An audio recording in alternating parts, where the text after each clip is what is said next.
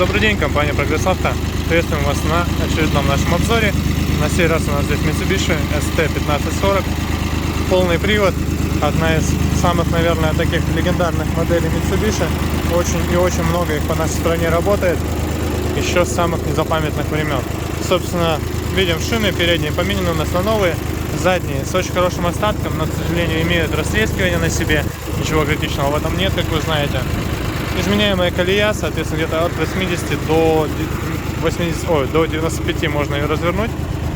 Фреза метр 20 примерно, метр 10.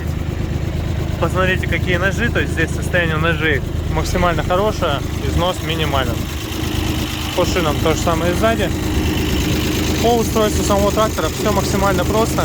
Здесь у нас коробка переключения передач основная, 3 передачи вперед, 1 назад. Здесь пониженный и повышенный ряд.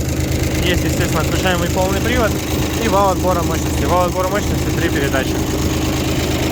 В остальном все максимально просто. Нет, к сожалению, даже тахометра здесь у нас. Горит лампочка зарядки, но это не потому, что зарядка не поступает,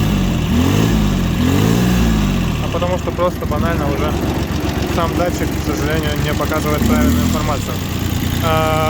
Трехцилиндровый дизельный двигатель. Опять же, максимально простой, максимально надежный.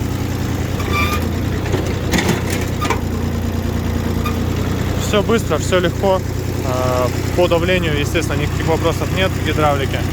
Поэтому вот такой тракторец полноприводный, максимально простой, по лояльной цене. Компания Прогресс Авто в наличии. Приезжайте. Всего вам доброго.